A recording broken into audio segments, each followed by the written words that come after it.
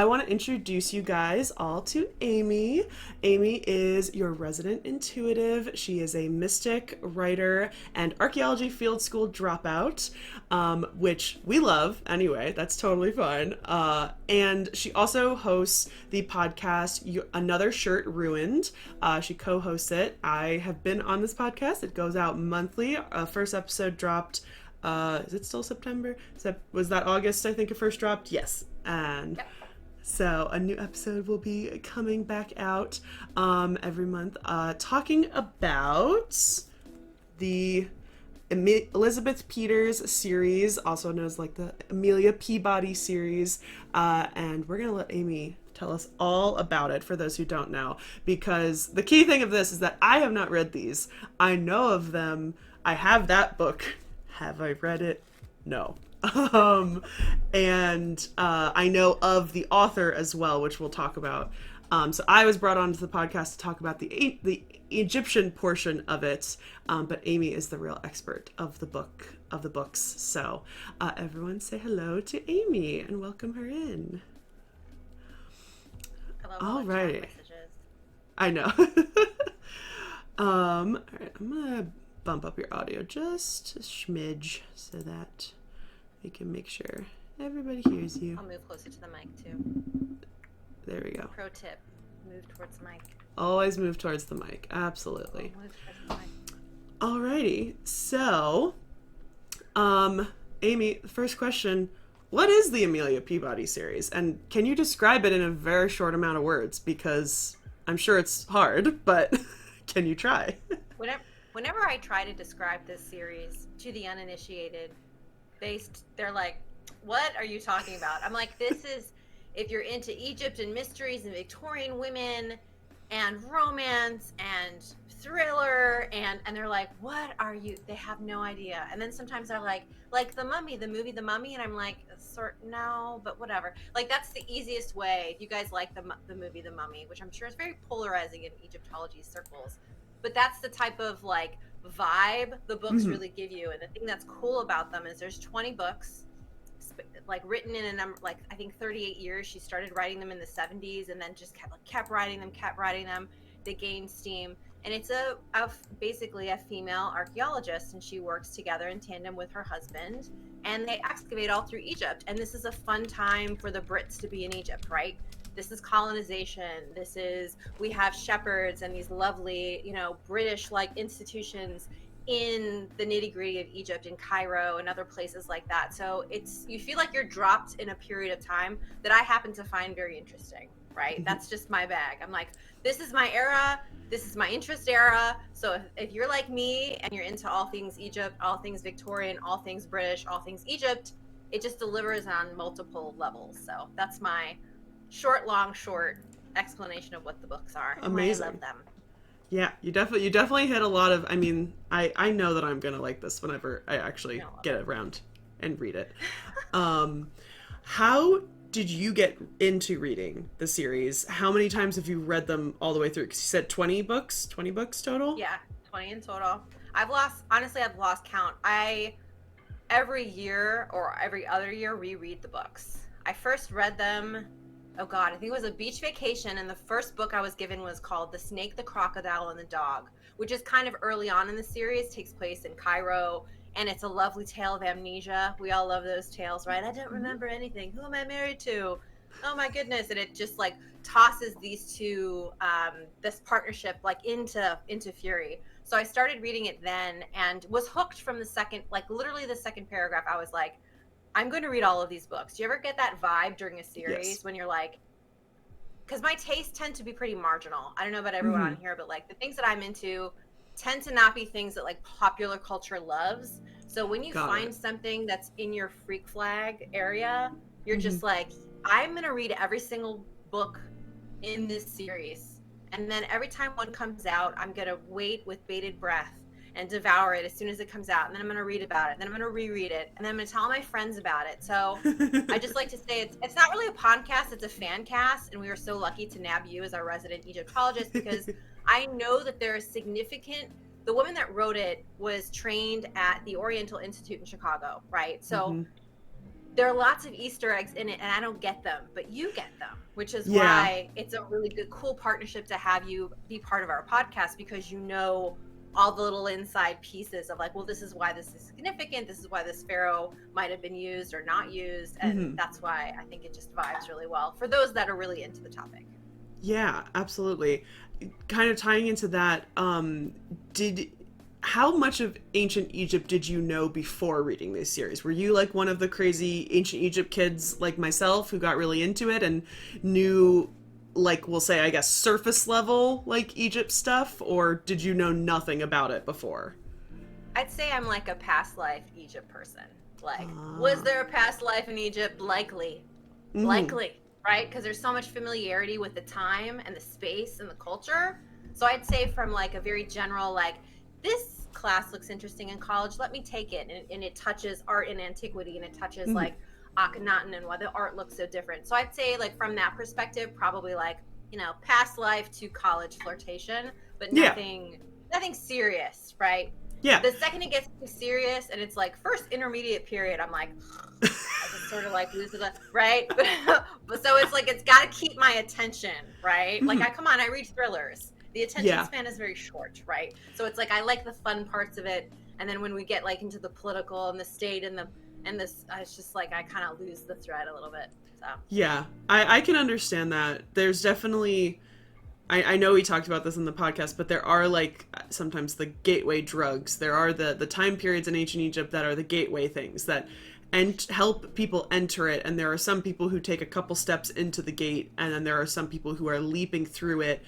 And by that point, they can't even see the gate anymore because, and I find, I definitely was that person because Amarna is one of my favorite time periods, and that is a lot of people's gateway into Egypt. But there are also people who, like, it's the pyramids and stuff. And I don't tend to think of that as gateway as some of the other stuff that people get really into. So Melissa, I have to ask you a question. Yeah, absolutely. So in the series, there are like Emerson, who's the best archaeologist of this or any other age. That's Amelia's husband. He's into temples. That's his thing. And when he's excavating and it's a temple, he gets really excited. For Amelia, it's mummies. Okay. For Ramses, their son, it's hieratic, and he's a linguist. He's really got it. You, would you ever pick one thing that you're? I'm a tomb girl. I'm a tomb girl. I love tombs. This is such a good thing that I was thinking of, because when I was in Egypt, like, when you go, I was in two different places. So I went to Cairo and I went to Luxor. In Cairo, it's pretty much the pyramids, some other pyramids, and some tombs, and then it's mostly museums. The rest of it. There's not as many archaeological sites in Cairo, and not as much of a diverse archaeological sites. Because everything is so old, the only things that are decorated are the non-pharaonic tombs. So the pyramids are not decorated, although there are some exceptions, but most of the pyramids are not decorated. It's mostly those tombs of princes and princesses and sons and officials and stuff, which are cool and are great. And then you get to Luxor. And then you're like, do you want a temple? Do you want a tomb? Do you want this temple? Do you want this tomb? Do you want this temple? Like, what do you want? You can have almost everything. And when we went into the Temple of Karnak, which is probably the largest and the most preserved, one of the most preserved temples in certain sections, but it's enormous. You could be there. We were there for a whole day. My dad, who is not, you would not call him a history guy. He loves the Civil War. I will say he loves Civil War stuff. So you could call him a history guy in certain ways, but he's definitely not an ancient history guy. And he's walking around this place and he's just like, he just cannot believe how big it is and like how everything. And he looks at me and he says, this is going to sound really silly, but I feel like I'm at Disney World. And I was like, what do you mean by that? And he goes, it's so real. Like, it's so immersive. Like it's everywhere. And truly, that's how Disney World works, is that they make every section, every park very immersive. And so even if you're just walking down a hallway, you think you're in Indiana Jones, or you think you're in Yeah. Adventureland, or you think you're in Tomorrowland. So like he really was like so much like he really liked the temples, and he really liked looking at all the different carvings and stuff. And I was like, okay, and I liked Karnak. Then we went to Luxor, and I was like, okay. And then we went to where did we go? We went to Dendera, which blew me out of the water. And then we went to Abydos, and I was like, that's a lot of temples. And we had a list of other ones. There was the Ramesseum, there was Medinet Habu, there were so many other ones, and I was like, I'd rather go to tombs. And I would rather go. I love tombs. Yeah. Because about the energy of that place. There's a thing about the tombs that the decorations are distinctly different. The things that are in tombs are daily life scenes, fishing scenes, hunting scenes, family scenes. The things that are in temples are so like deeply religious and deeply like symbolic, and I tend to not be that kind of art historian / historian. I much prefer the physical, like that. That's how I'm the archaeologist versus the art historian. Is I prefer like the physical artifacts. I prefer if I could, if I could see that physical artifact on the wall, that's like really cool to me. Yeah. The things that like going to temples, you have to decipher what's going on. Going to tombs, for the most part, you're like, that's what that is. Like it's very simple. It is what it is. It is what it is. And so I am 100% a tomb girly. Any day I will go into a tomb. I love it. Well, it's like everyone gets a little bit of what they want in this series, because there are tombs that they excavate, and the writer plays with this, right? So she picks tombs that haven't been discovered yet, right? Mm-hmm. So she'll do that, or she'll play like King Tut's tomb, giving it away, not giving it away. They discover it, but then they allow Howard Carter to finish the excavation. So she plays around with just the fun, and then of course they discovered Terashivi's tomb, which I don't think has ever been discovered yet. So she picks tombs that have not been discovered, right? To like, well, this one hasn't been discovered, and I know that, you know, maybe it would be here. So it scratches the itch for everybody. There's pyramids, there's tombs, there's temples, bless you. So it's like, that's what I like. If there are mummies, if you're like a mummy person, so like everyone gets a little bit of what they want, you know? That's what I love. I love about that. When it comes to like these famous archaeologists, is it obvious to you when you're reading it that this is a real life person, or are you doing like some cross Googling as you have to read these? I feel like you gave us a lot of good education, because Emerson, the character that Amelia is married to, that's basically the archaeologist, the professionally trained archaeologist, has characteristics very similar to, is it Petri? Like a petri dish. It literally is like a petri dish. Okay. A petri dish with an extra E. Yeah. Got it. Knowing that, I was like, oh, and that's the other reason why I love the books. It's, again, like, you guys know my vibe. If it's not interesting, I'm sort of like, I'm bored. But she teaches the character through the fictional book of Emerson being an archaeologist who actually is not interested in treasure hunting. He's interested in knowledge. Who started that scientific practice? Petri did. Yeah. You know what I mean? So it's like she takes real life archaeologists who were working in the area at the time. Some of them come in her books as their name. Like Howard Carter's in there like in book 2 because he was in Egypt during that time, right? That's so true. He's in the books. And then other famous archaeologists that were working in that time are also in the book, right? But the characteristics of the Emersons feel very, and of course they never meet Petrie because there's a rivalry, right? So that's how the book deals with that. They're like, well, they're working over there, they're in the Sudan this year or whatever. So they kind of play with the rivalry of like, Emerson is loosely based on Petrie, right? The blazing temper, the very unorthodox. You know, Emerson comes across as very anachronistic in the books by the way he treats the people who work for him. He's very much, he's a cloud splitter. Like he's like fairness, and this horrifies everyone of the era, right? So it's like and these were characteristics of Petrie, right? He was just seen as sort of like this guy's office rocker. Looking back now, we're like, actually that he knew exactly what he was doing. But it's fun that the author plays with like how renegade that actually was at that time for someone to pay the native workforce a reasonable wage and to give them Fridays off for the Muslim holiday and all of these things, and he really respected the religion and the people that practiced it. So that's what's fun about the books too. And considering she wrote these in the 80s, they're not problematic. Some of the fictional series that we love, you look back and you're like, ooh, that's a little, this is cringy.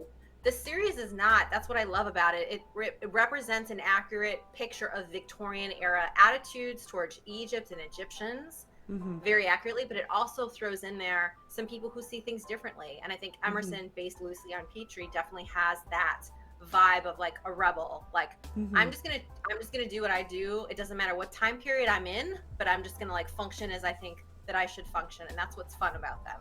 Yeah, I really like that, because that is hard to think about, because for the most part Egyptologists are, we technically can't ourselves be that ashamed of like the Victorian era in Egyptology, but we are, when we most of us understand that it's not the way to go about it. And on both the archaeology side of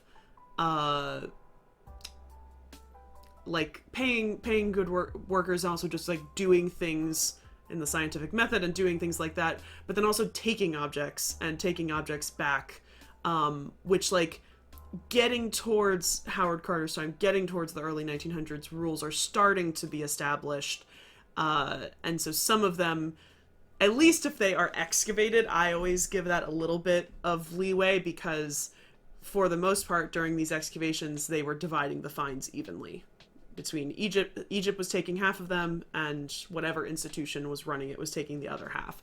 And at least we have those reports. We know where they're coming from. We might not know the specific exact spot where they're coming from, but we know enough, rather than the ones that are just being literally yanked out of the ground. And so it's so interesting, and I'm glad that she included those things, because otherwise it would be weird to be reading books being like, okay, like, I understand that you're being accurate to the setting, but I still feel very uncomfortable about this. Yeah.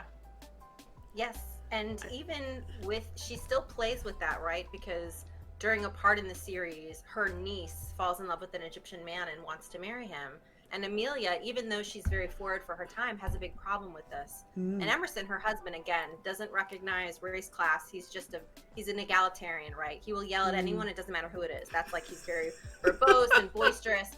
And he counsels her and is like, I wonder why you, who have such a high opinion of the people we work with, would have a problem with this. So even she takes us along the journey, right, of prejudice, of all of these different things, which, again, considering how early these books were written, is astounding to me. And it's fun too, because you go along with her in the journey. You're part of her and her evolution and thinking.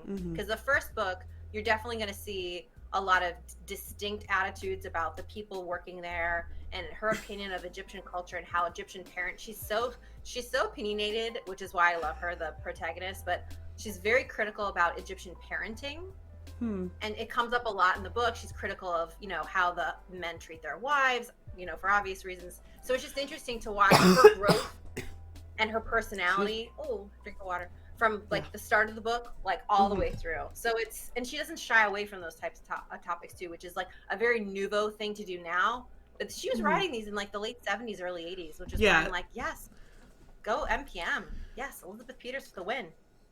Yeah, friend at arms, that answer. It's 70s to 80s. She wrote 20 of them. She also was writing several other books. I left this out because I was going to show you. I went to an estate sale and I found Elizabeth Peters, which is her other pseudonym. This is The Murders of Richard III. I think she had 3 pseudonyms, maybe 3 or 4. She did, yeah. Yeah, and they're all for different things. So her real name is Barbara Mertz. You can look her up. Under Elizabeth Peters, I think, are her mainly mysteries, I believe. Under Elizabeth Peters is the Amelia Peabody series.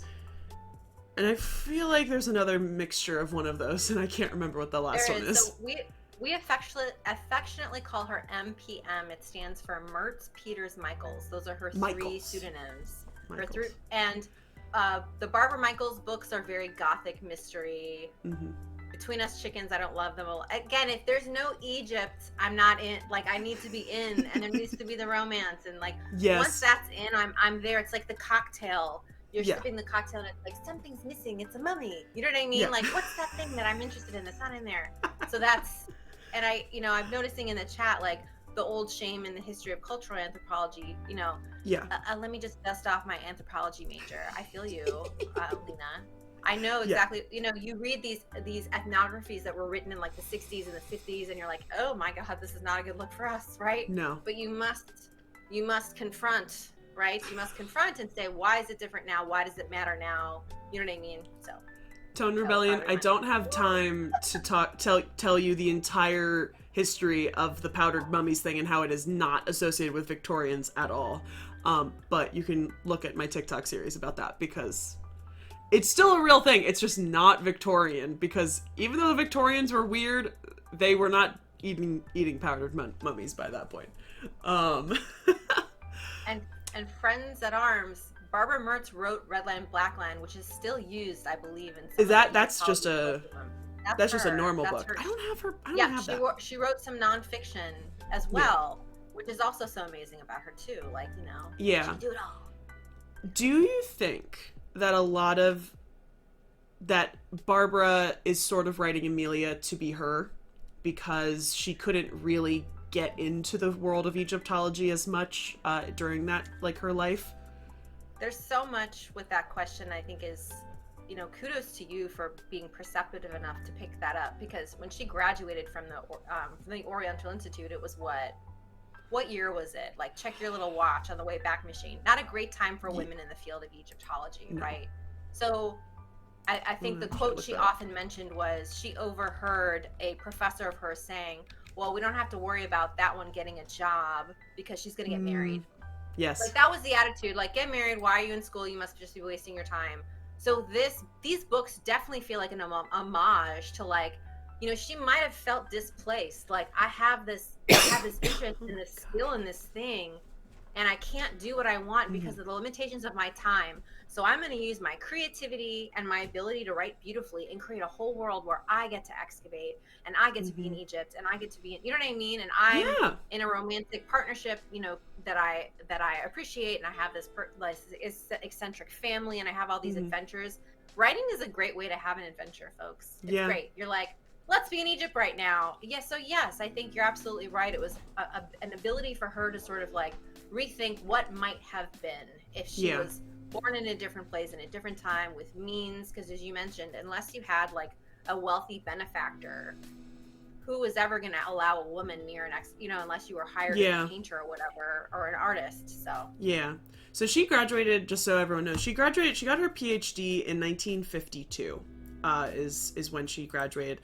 And I do find it very ironic because the head of the Institute of Egyptian Art and Archaeology that I graduated from with my master's, she is a graduate of the Oriental Institute. And obviously, I'd have to look it up, but I would say she's still alive. So she's not in her 80s. She had to have at least been probably the 70s is when she graduated. And she graduated under a really, really prestigious Egyptologist, which I always forget his name.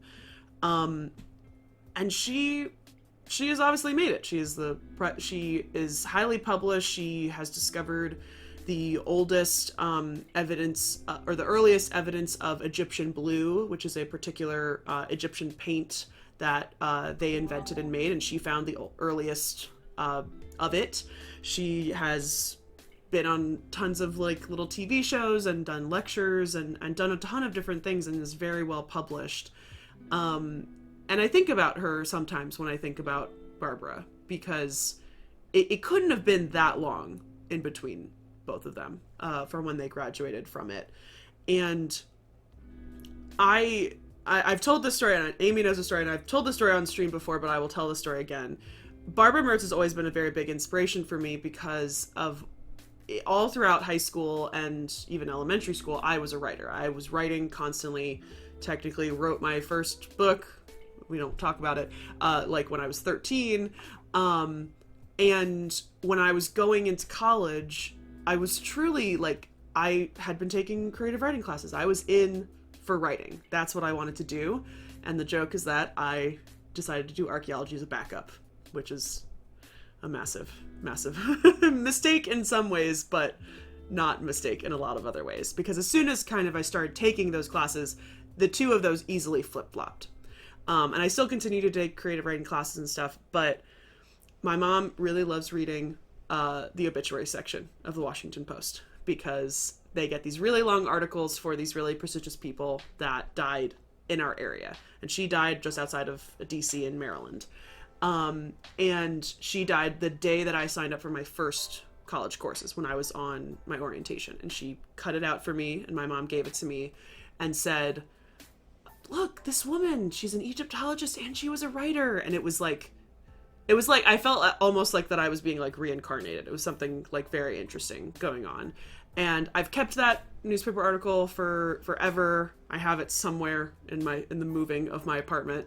But she's always been a very big inspiration for me in that way, because it's my two loves, like, put together. And the funniest thing about it is that people have asked me sometimes, would you write like a book, like a fiction book set in ancient Egypt? And I've always said no, because I would be way too particular that I'd be doing things wrong. But I think I probably, if I had the opportunity and had the ideas, I would write something in this time period, in the time period of these books, because then it's at least a little bit easier to research and make sure you have everything more accurate than, say, ancient Egypt. And I just think that's very funny, because I think this would be a nice melody, like, mixture of the two. Yeah. Yes. And she's just very inspirational in a lot of different ways. And I'm so glad to be involved with this podcast because of how you're not going anywhere. We got her down. I'm like, you're our resident Egyptologist in perpetuity. There seems to be something about this author that inspires this type of devotion, and I can only guess that it was just part of her life path as Barbara Michaels. Barbara Mertz, Elizabeth Peters. It's just part of her life path to inspire young authors, because I think she said it best. Every writer reads a book that's terrible and says to themselves, I can do better than this. I can do better. Right? And just, I've said that. That's so funny. Right? Oh that's my one gosh. of her famous quotes. Like, every writer has done this. This is terrible. I'll write you a romance novel. Get ready, buckle in, sister. You know what I mean? And it's like that type of vibe. She brought that. And it's like anything else in life. You see someone else doing something and you're like, hey, I want to do that too. And if they're cool, and she'd be like, you should. I never forget, I wrote her. I don't write many fan letters. I know some people are like really into writing there. Yeah. I didn't do it a lot, but I did it with her because these books meant so much to me. And she wrote back. And I have, and because I'm me, I have an altar, because yes. Like, come on, right? And on my altar, I have the thing, and it was just a response back, but it meant so much to me. But I think she took it very seriously, her mentorship of other women. Maybe other women who have either been writers or been stuck in careers that weren't supportive of them, or whatever, what have you. Anyone marginalized, you don't have to be a woman, right? We've all experienced that in life. Everybody has. So it's like, there's something about her that just inspires that can-do-itiveness. And that's really what the Amelia character is all about. Like, just like running through roadblocks. I don't care. I'm just going to do it. And this is my life, and I'm going to live it on my terms. And there's just something about that just excites that and supports that type of attitude. And we can't have enough of that these days. Live your passion, folks.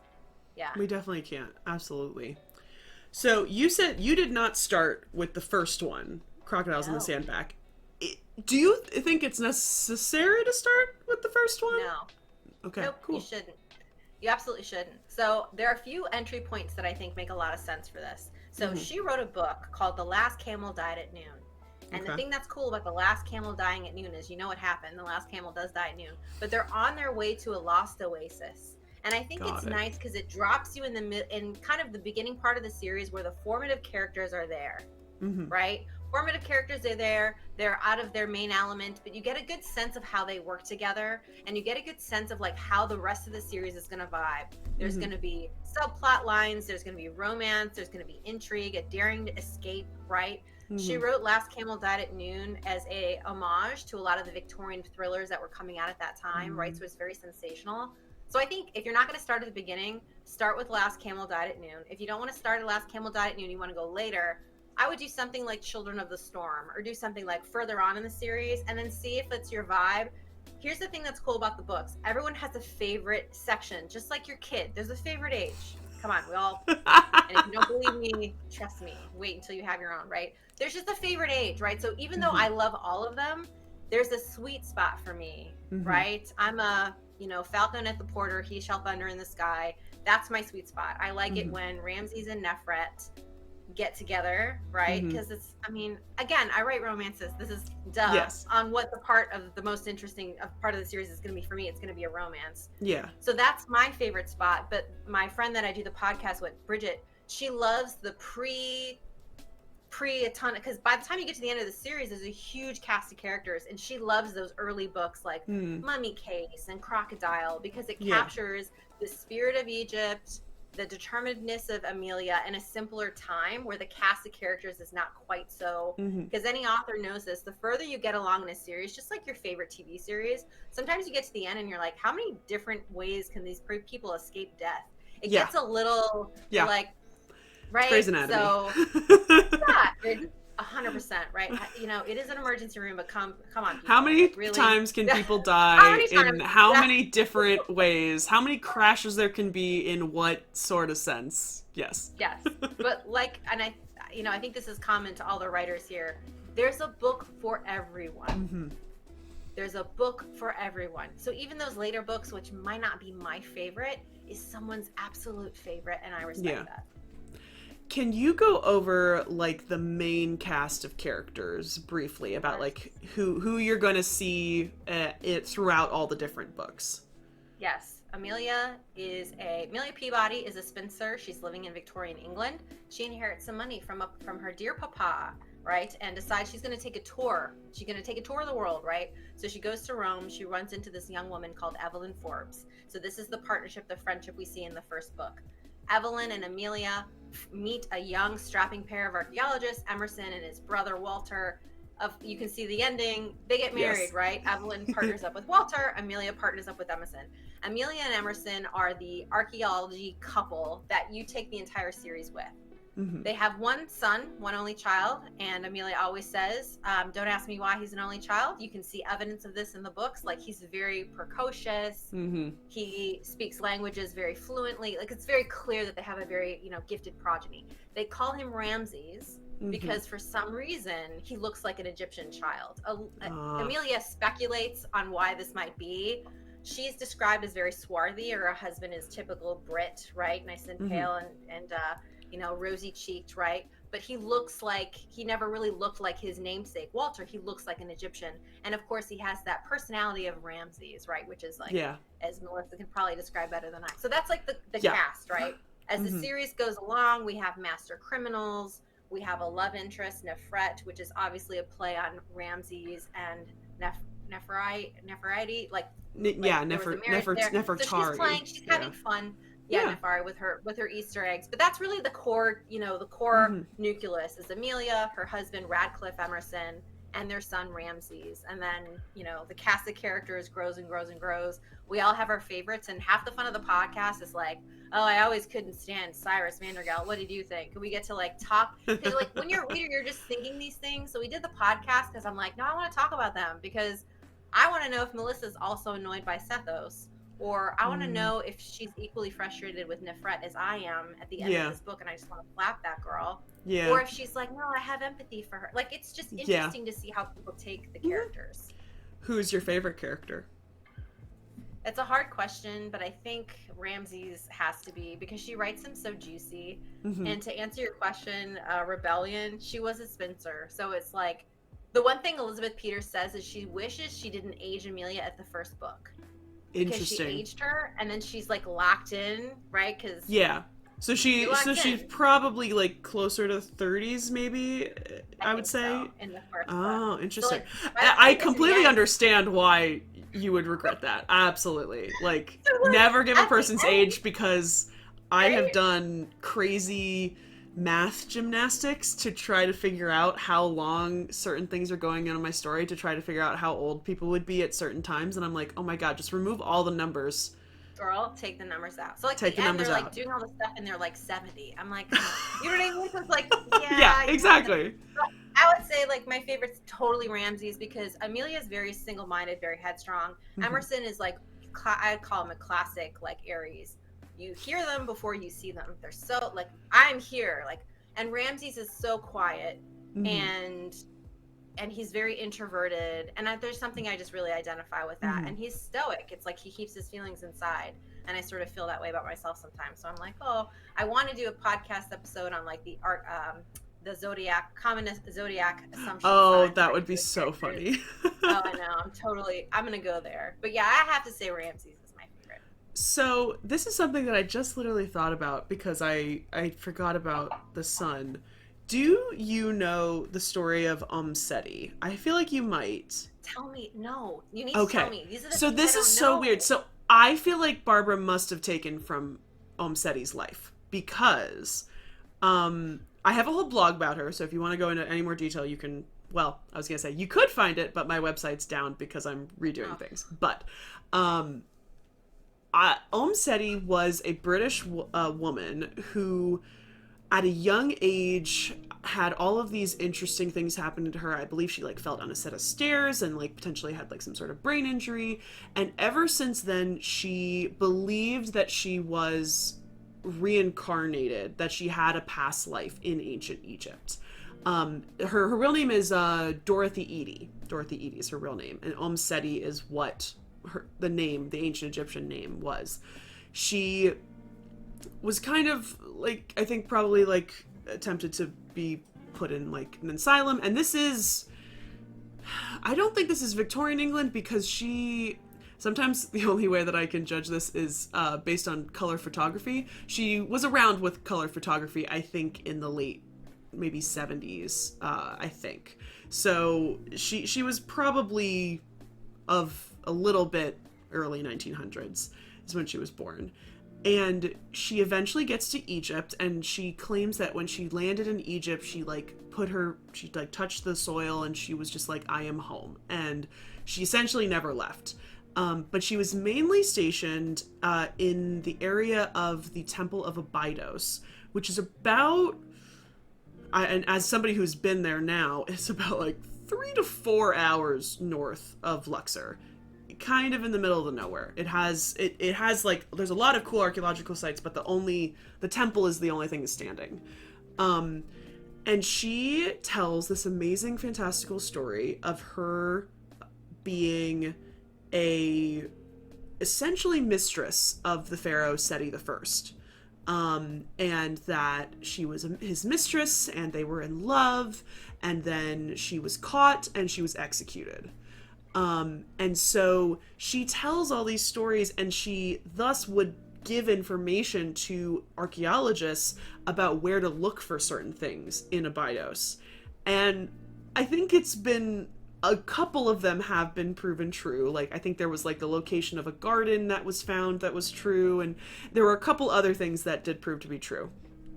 And interestingly enough, a lot of archaeologists like totally were chill with her. I won't say like totally respected her or believed her or anything, but like didn't really do anything for her. She worked for the Antiquities, Supreme Council of Antiquities, I think as like an archivist or like I don't think a translator, because I don't think she ever learned to read hieroglyphs, but worked in kind of more an admin sense and helped out. And she lived in this like tiny little shack like right next to the temple her entire life until she died. And the weirdest thing about this is that one of the reasons she went to Egypt is she got married to an Egyptian, and she had a son, and she named her son Seti. Oh no, wow, oh my God, wow. And her husband hated her for that, because it's weird, because for most likely, I'm assuming her husband is probably Arabic Muslim, and there is a very distinct difference, and unfortunately a lot of modern Egyptians do not identify as or identify with the ancient Egyptians. They see them as very, very different. So her husband obviously didn't like that. But when you said Ramses, I suddenly was like, wait a second. Seti named her son Seti. And Yeah, you'll find that there's a ton of spiritualism woven through the books. And when you think about it, archaeologists in general, they're going to be more open to that than more other hard sciences. And the reason for that is like, no one was alive.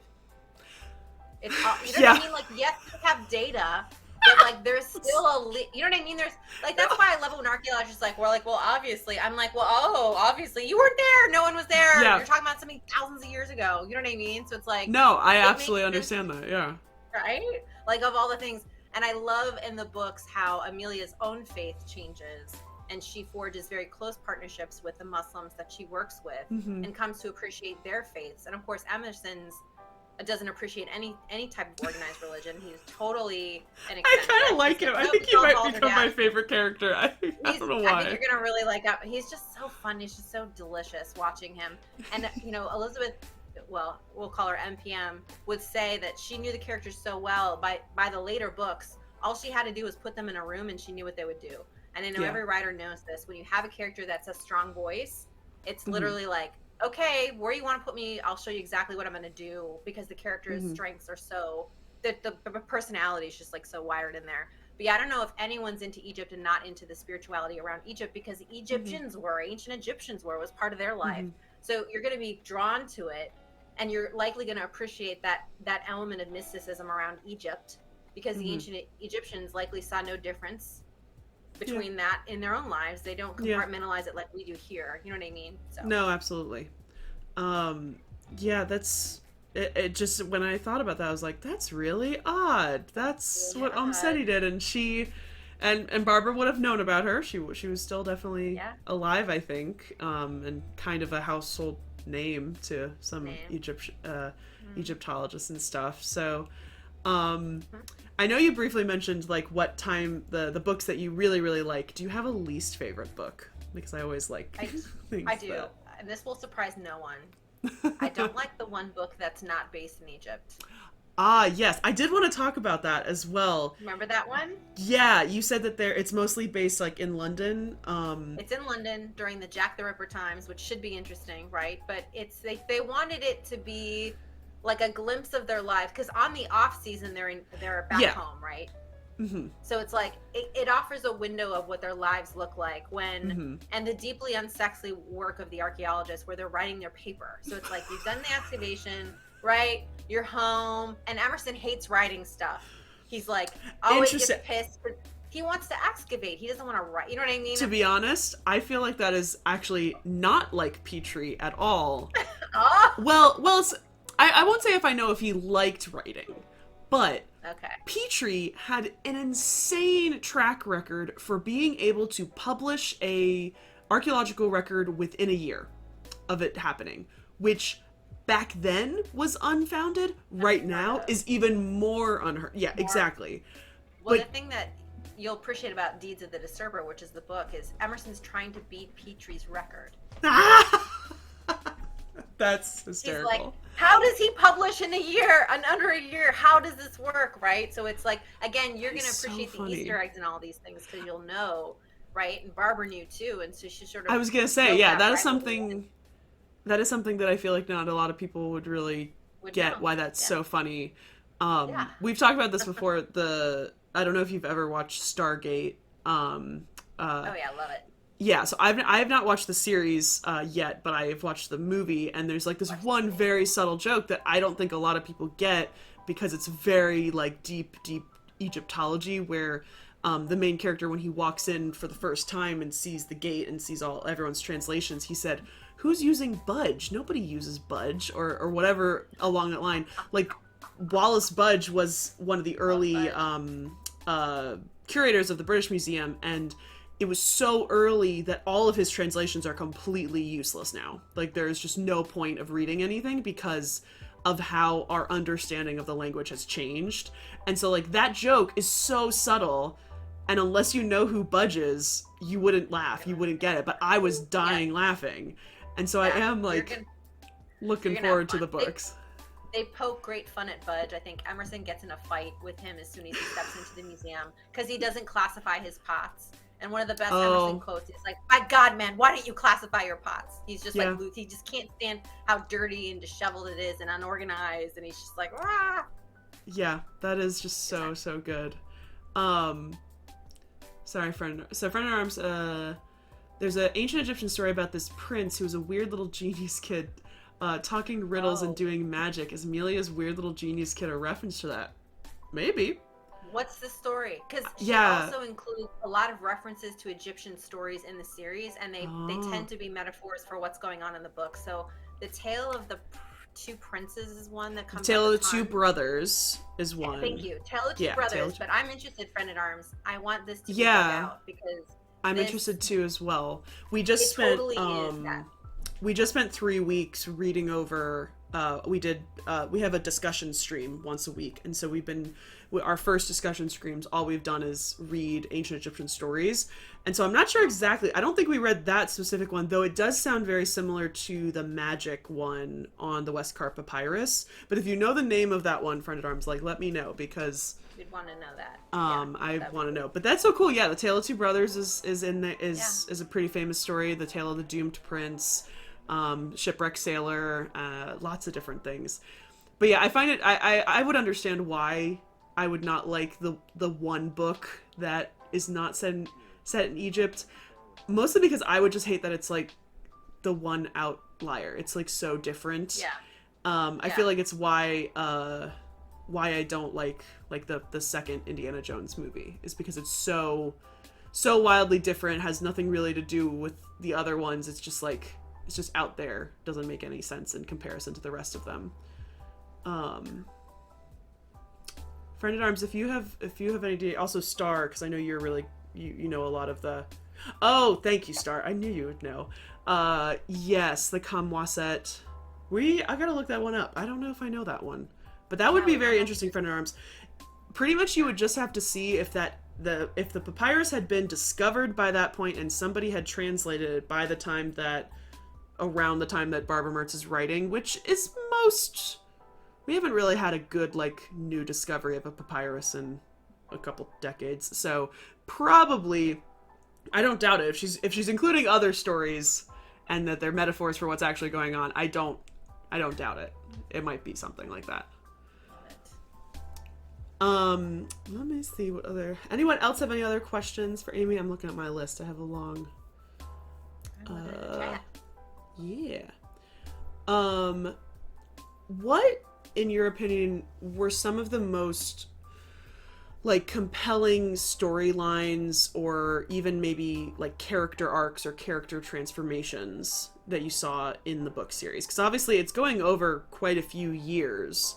And do you see how Amelia changes as a person? Because obviously if she's coming to Egypt as a spinster with money to burn, I'm sure she does fall into that. Obviously she was not a trained archaeologist. She was not expecting kind of, I guess, the life that it was.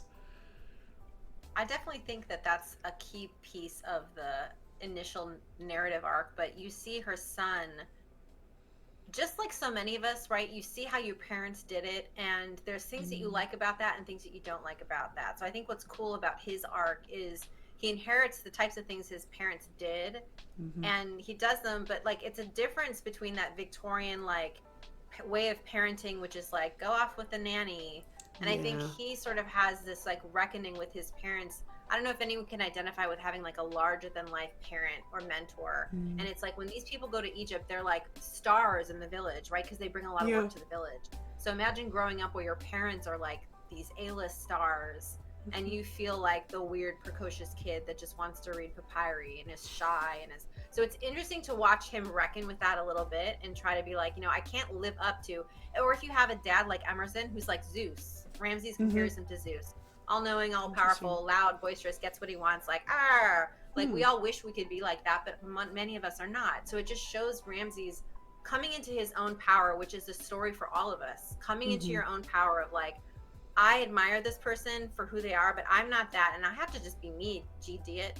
I just gotta be me. Yeah. Be yourself. It's cheesy, but it's empowering to see him be this is who I am, and really try to challenge himself through his marriage and through parenthood to be become a better version of himself versus the version of that his parents want him to be. Like, if you know, Amelia's very overbearing, right, as a mother. And I'm sure none of us have had to ever deal with that. Just like understanding what it means to be like, I appreciate that you love me and you're showing that love, but it's like, I have to do my own thing, right? Yeah. That, to me, given he's my favorite character, I think I just identify with that the most in terms of like how he grows and matures. And his wife in this series, Nefret, also grows and matures from a very, they make her a very beautiful character, and I'm interested in the chat what you guys think. So Amelia describes herself as homely, which I love about her, because how many beautiful heroines do we have? Like, and I love how she's like, I'm not attractive. Emerson finds her, of course, wildly attractive because they're simpatico. But Nefret is a very classic beauty, and she comes across in the book, and her evolution is fascinating. Because I don't know if you've ever met people like this that are just so visually beautiful, but then they get a little bit older.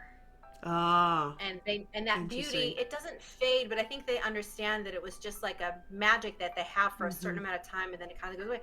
So it's interesting to watch her reckon with her appearance, how people react to her, right? Like being in Egypt and looking so different, and everyone fawns over her, and everyone, you know, all these men want to court her, right? And watching her grow up from that, because she does, and she does in a really compelling way, made me love the character a lot more, because it was more realistic. It wasn't just like, you know, the saying pretty is as pretty does. Like, she really comes into herself. And I was gonna say, she is Egyptian, correct? So she's not Egyptian. She, they got from the Lost Oasis. I'm not giving this away. These are all in the books. So Nefret has a very interesting lineage. She was the child of an archaeologist, and this archaeologist goes deep into the Sudan, right, and discovers a lost oasis and lives there and raises his child there. So she was raised with different traditions, and they try to bring her back into British culture, and of course it goes horribly awry, which is a really that's what I was so that's why I was curious. Even without the Lost Oasis thing, I was just like, do they go back to England at the end of the season, like, or do they stay in Egypt? And is she wearing like traditional modern Egyptian clothing, or is she wearing the it's very interesting too, like her attitudes about sex and courtship are also a key feature, because again, the Egyptians were married very, very young, and so she had a completely different understanding of this stuff. And Amelia, it's hilarious watching Amelia, who's so strong-willed and so overbearing in some ways, become completely a kitten when it comes to this topic, because she like she doesn't even want to deal with it, right? Because it's this young woman who likely knows a lot more about these different type of relationships than Amelia does. So it's such a hilarious culture clash and like contrast. That's so interesting. Because Nefret is just like, she's very straightforward about a topic that makes Amelia clutch her pearls, because in Victorian England, that's just like how it was, right? Yeah. So that's hilarious too, watching anytime Amelia's off her footing. If you've ever met someone that always seems like they have it together and then they don't have it together, and you're like, this is fascinating, I want some popcorn to watch this. I must observe. Like, it's very entertaining. Yeah, absolutely. It's very fun. That is so funny.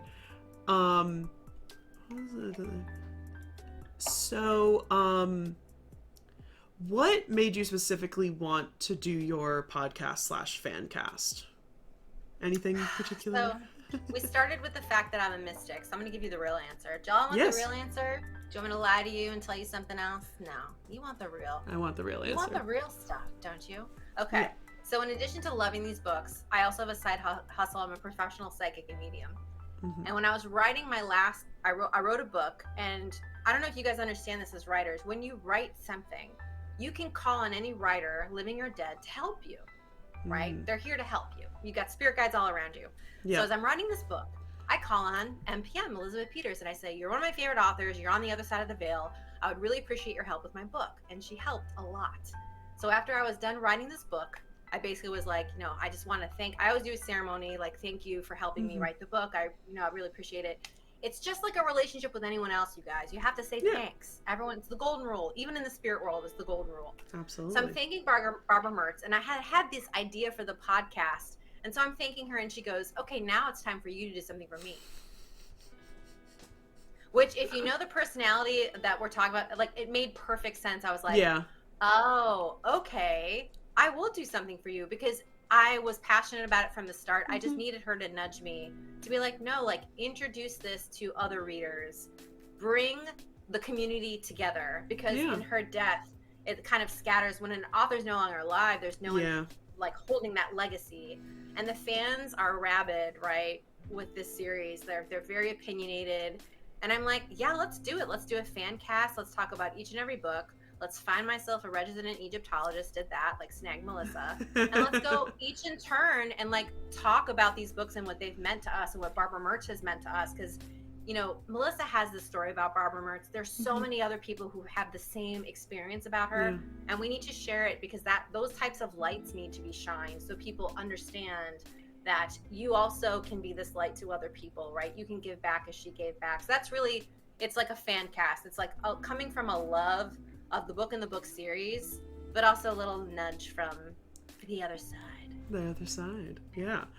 Yeah, I think it's so cool to do this because I really, like, especially a book series, like, not saying this is old, but it is old in a way. And, like, yeah. I have tried to find it on like big Barnes and Noble shelves, and most of the time you can't really find it and stuff. So I think this is just such a great way to keep this series going because it is such a long running series, and it is something that I don't doubt that there are probably some Egyptologists / archaeologists who would point to these books and say, these were some of my big inspirations. Like how I always meet people that are like Indiana Jones or The Mummy. Like there are different, you can tell the generation based on what was your big inspiration. And with that, I don't particularly like The Mummy. Everyone else on here knows this, that I did not grow up on it. I did not watch it until college when I already knew too much, and so I could only critique it, unfortunately. I am a Prince of Egypt person. That really inspired me growing up as the Catholic kid. That was like the big precursor to that, and watching just the beauty of it in that way.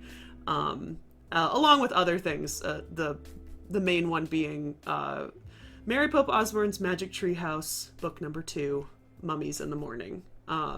That was like the earliest and main one, but I love that. Can you also explain the reference to the title, Another Shirt Ruined? Because I have noticed it, but I do not get the reference, and I'm sure I'm not supposed to. This is a term that Amelia uses quite frequently because Emerson's always ruining shirts on the dig. And so her catchphrase is, another shirt ruined, right? We couldn't think of anything else to call it because she consistently does this throughout the entire series. Like, even though she's very into archaeology and excavation, she also loves shopping, and she loves getting him all these different shirts because he keeps ripping them and staining them on the dig. And it's very physical work. And I guess, like, you know, traditionally they would be standing back under shade with a pith helmet and their whole setup. Yes. But Emerson got in there with all the men and was right, so he was just very hard on his clothing, and she is on hers. The physicality of their work is very intriguing. I know you and I talk about this on the podcast, so y'all should listen to hear what Melissa has to say. But the realities of being in the time period, in the baking heat, sweat, perspiration, there are no showers. So just like the reality of the clothing and how clothing really had to hold up would not last today. But it's just fascinating to me, like sort of thinking back, like what must that have felt like, right? So it's like another shirt ruined. Like it was a big deal when you ruined the shirt because it's like you had to hand make it. It's not like today. So where it's like this is also a great reference to one of my other favorite books. Let me grab it. It's a nonfiction book. I think I talked about this with you as well. This is a nonfiction book by Agatha Christie called Come Tell Me How You Live. And this is it's an autobiography by her about a particular time in her life when she was going off with excavations with her husband, who was an archaeologist, Sir Max Mallowan. And this is in 1930s in the Near East, not in Egypt. But the really interesting thing is that the book opens with Agatha Christie trying to figure out what to wear on an excavation. And she is in London, I think, or in England, and she's going to these department stores and trying to describe to the lady what she needs. And the woman doesn't understand her. She's like, you want cruise wear? You want vacation wear? And Agatha Christie is very, very, very, very frustrated. Yeah, Agatha Christie's husband I don't think he ever excavated in Egypt. This at least this entire book takes place in the Near East. I don't know if he ever excavated in Egypt. I'm not 100% sure, but the funniest thing is just like, yeah, the clothing. It's like you had to wear really random stuff and potentially handmade stuff at this time because they're not selling archaeological pants for women. No. And they're not selling things that are kind of meant to be dirty for a really long time, but also meant to be wicking and da da da da da. Which brings up an interesting thing. I know we briefly kind of talked about how, like, luckily the books kind of don't romanticize this time period. But there is a couple, which we have talked about on stream before, of real life Egyptologists now that practice historical wear and will wear usually around 1920s outfits. But they have been called out for wearing 1920s outfits while actually doing excavations in Egypt, which has a very colonializing view. And so obviously this book is set in this time period, so that's what you expect them to wear. But it unfortunately, a lot of the stuff that they do, they've been critiqued for many other different things, including the reason they got together and having an affair at Yale, very much drama. But the big thing now is that they continually still wear these early 1900s outfits while excavating next to all of the native Egyptians who are continually, again, still excavating. And there have been a lot of critiques in Egyptology that Egyptology is very much behind the times with other archaeological practices. And one of the main critiques is because we use local workmen. And it is still kind of in that way seeming like the white people are still lording over the locals in many different ways. So the clothing is very important and will definitely make it look like you're doing it even more than people might already think you are. That is wild. Yeah, it's a very interesting thing that to the untrained eye, or even just myself, even the first time looking at it, I didn't think about those implications, but it is still something that Egyptologists need to continuously think about when working in Egypt because of just the decades and centuries at this point of colonialism in Egypt that have just taken away so much agency from the modern Egyptians into embracing the culture of their nation, even if it's not in particular their culture. It becomes a very hard thing to kind of balance back and forth. Sorry, I'm scrolling back up. Sarah Moss Goswal has an amount of archaeology talk in the story, but I can't gauge the accuracy. Oh, interesting. That's actually, I was going to ask you about that, because you, even if you are a archaeology field school dropout, how much of the archaeology, like the actual, like more physical archaeology or the slightly scientific, like how much of that is talked about in the book, and what is your gauge on its accuracy, even if it's not accuracy of the time? Like do they get into that great detail of like what's actually the process? They do. It's hard because the place I worked was upstate New York, and on an Iroquois longhouse, so it's like the situations are so different, and you know what I mean? Like, yes, no, absolutely. Yeah, they reference, but like for us, we would do the traditional unit. Like you have your unit, and then you clear your unit, and then you sift your fill, and then you write it all down, and then you sketch it. You know what I mean? Like that's sort of like, so that it's not that, but I think I don't know, like you would know more. So I don't know. The answer is I worked in such a different environment. I have no. And that's okay. That holds up. I am more saying this not on like the case of accuracy, more on the case of I'm worried it would make the book boring if they go through like all of the different steps and like, you know what? here's the sign of a good author. They can write about mundane things and still keep you hooked. So Cool. a lot of the things happen when they're like developing the photographs at the end of the day. They'll be in like the dark room, and it's like, oh, where's, like, she weaves it into the story. Right? So it's like, it's accurate and it doesn't distract, right? Because yes, if you write a really accurate, trust me, you'd lose me. I'd be like, I don't care when they enter the data in their computer about the excavation. You know what I mean? But she puts it into the story in such a way that it like amplifies it, right? So her third book is called Mummy Case, and it's a good entry point if you're looking for just like to get dropped in. And they have a separate facility where they store the artifacts, and they have them all ordered and numbered, and someone steals a mummy case out of the storage facility, and she's like, which one? And they had a catalog of everything in there. So it does show like the right practices, but it becomes part of the story so much that it doesn't detract at all, and it becomes like educational in the same process, because you see the process that they were using, and they do backfilling and all the types of traditional archaeology things are in there. Here's the funny question. Is that separate storage facility another tomb? Sometimes it is. And sometimes they use tombs to actually sleep in. Because, as Amelia said, there's nothing more commodious than a tomb. She loves them, right? No, just confirming, because absolutely in the Valley of the Kings, even with Howard Carter, they used other tombs, other already excavated, already cleared tombs as storage facilities. There's a very famous picture of a dinner. All these Egyptologists are eating dinner in like the half opening of a tomb with this long dining table. So I was just like curious on that part, because that definitely shows. When you read these books, I need to do it. My text is going to blow up. You're going to be like, oh my God, they got this right. They got that right. And I'm going to be like, there's going to be tabs. I told you.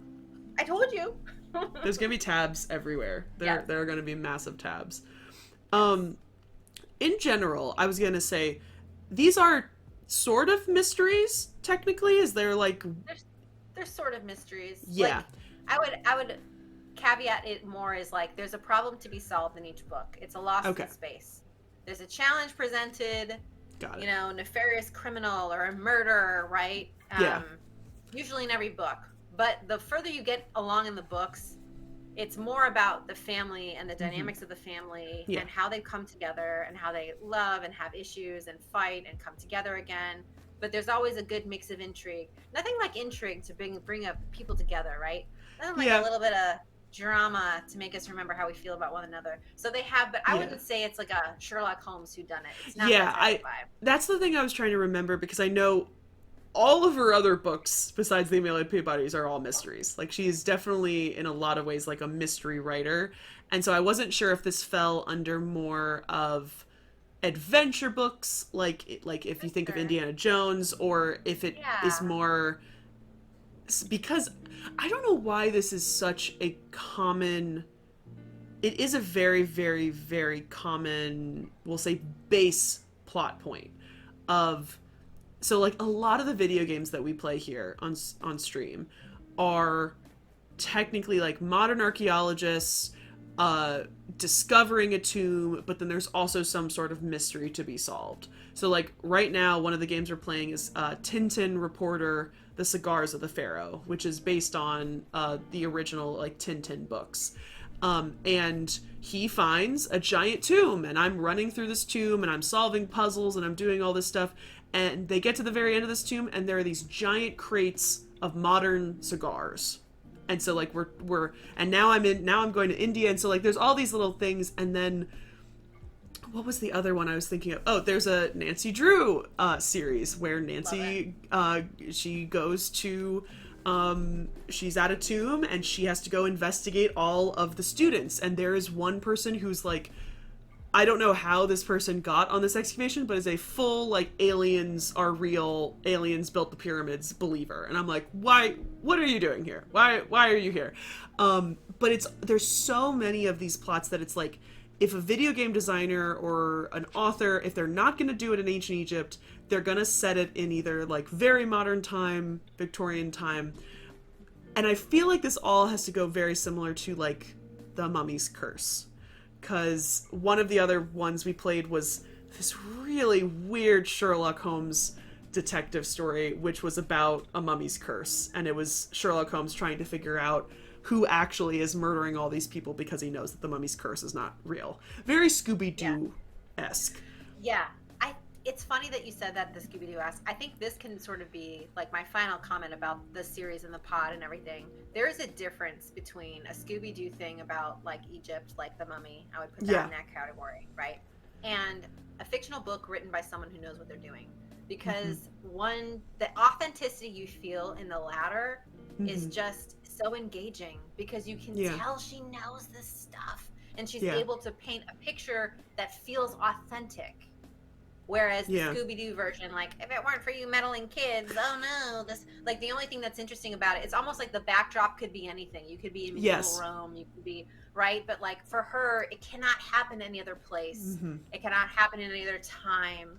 It's just so specific, and the characters are so real and feel so, I love that.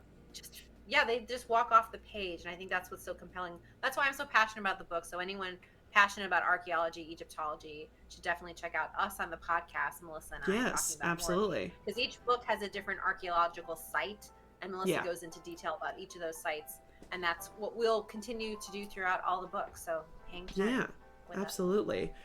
Was there a particular, I guess we'll say, archaeological setting that was your favorite in one of the books? Because I know are you more a temple girly or a tomb girly? Well, I think I have to be a temple girl, let's be honest. I think it's cool. So, okay, the coolest one, we talked about this because this was, it's Line in the Valley. Yeah. So they get to excavate in Dashur. Yes. And they're in the Black Pyramid. Yeah. And Barbara Mertz was in the Black, like, she's been to Egypt many times. And Amelia talks about feeling wind inside the pyramid and thinking to herself, what is undiscovered in here? So I like the mystery, even though I'm a temple chick, like, I like the mystery. There's something about the pyramid that's very mysterious. How we discovered everything. Passages. Well, technically a pyramid is a tomb. It also had attached temples to it. So, and because it doesn't have all the decoration, like, the reason I like tombs is because of the decoration. And the only pyramids that are decorated just have text, which would take me too long to, like, figure out and read. So, like, I semi-classify pyramids as temples because that's what they're really meant to be. That they are the cult center of that pharaoh who has passed away, along with being his burial. It's just, unfortunately, a lot of the temples attached to them have not survived. I think we went over this on the pod too. So I'll re-listen to that. But yeah, I think it's that. I mean, what's cool about that? It's the funeral rites, the pyramid, the shape of the pyramid, a very mystical object. I don't know. That's cool. Very much so. And I know you only have one episode left of the out of the podcast, but what so far has been your favorite part of the podcast? Whether that is, like, what you're actually talking about, or re-listening to it, rereading, like, reviewing stuff. Like, what has been your favorite part so far? I think the favorite part, honestly, is starting to promote the podcast and hearing from other people who are also equally passionate about the book, or are excited about rediscovering the series because of the podcast. That's the coolest thing. Because that just makes me get more ideas for questions for you, and more ideas for collaboration. You know what I mean? It's just like, it's really about the community. Yeah, the community of the people that were inspired by these books and what else is going on in our lives. You know what I mean? That's the fun. That's the energy. That's the creative energy. That's what I'm all about. It's not, yes, I like talking about them, but you are talking about a book. It's when you send it out into the world. Yeah. Right? And everyone embraces it that also loves the books. That's the synergy that's created from that is a lot of fun. Yeah. I love it because, like, yes, you could go over every single book, like, in the series, but there are so many things afterwards that you can go over. Like, you can do an episode over every main character and different parts of their life.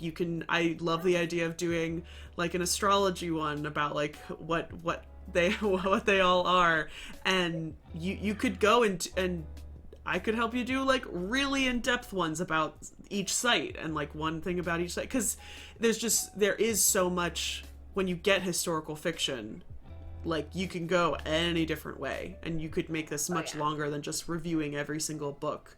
And so I think there's such a wide range of stuff you could do. There totally is, and if you guys want me to do a past life reading for MelissainDeNile to see if maybe she was in Egypt, I'm happy to make an episode out of that. Oh my god, that would be Oh my gosh. very, very interesting.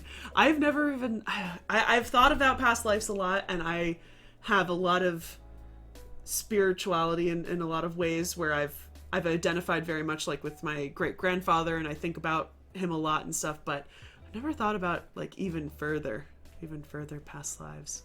I think that would be very fun. To be continued. To be continued, absolutely. Does anyone have any last questions for Amy? I mean, we could sit here talking about so many different things, but I don't want to keep you. Lives, man, I could just go forever. But I suspect my child is not really in bed, so I do need to hop off and do that. Any other questions? Going once, going twice. It might take I loved being on here. Y'all were so kind to me and so welcoming. I love finding other anthro-archaeology nerds, because even though I'm a dropout, I still graduated with my degree. And I love still have this passion. You did. You absolutely did. So Melissa's remind us. No, you did. You're close enough. Like, the thing is, the real thing that I tell people is archaeology, you need passion. If you do not have the passion, you are not going to be able to make it. So even if, like, so here's the thing, is like, I excavated for the first time a couple months ago, for the first time in 5 years. Like, it's hard for me sometimes to put that level, like that label on me that say, yes, I am an archaeologist, when I literally have not done any of that physically. Technically, that was the first time I'd ever gotten paid to do archaeology. And that I've been on 8 or so excavations. So, like, it sometimes feels weird to put that label on it. But if you have that passion, even if you're doing it in whatever interesting, weird way, you can still absolutely call yourself an archaeologist. Remember, we are not going to recap the whole thing. You can watch the VOD later. So, recap us. How many episodes are coming out this season? Sure. What number of books are we going through, and once a month, correct? Okay. Yeah, do the... Yep, so this is season 1. We're a wrap on season 1. We drop episodes every month. There are 6 episodes. We start with Crocodile in the Sandbag. We end with Last Camel Died at Noon. We break it out into 2 parts since it's such a big book and such a really important book. So check us out. We're on Apple Podcasts, Spotify, everywhere you find and love your podcasts. We are there. Primarily using Instagram to sort of promote and push. So if you're on Instagram, look up Another Short Ruined. I also have a podcast. Follow. I will follow you back. I will comment on your haircut. I will say hello. I will do it all, and I will definitely have Melissa back to talk more about, maybe we'll cook up some other fun, like maybe after season 1 in between our episodes, and then see, we're planning while we're on this. Melissa, and I'll probably hit up Melissa closer to, maybe the end of the year, and we'll start recording season 2. Thank you all. Have a lovely night, and till next time. Thank you so much. Till next time.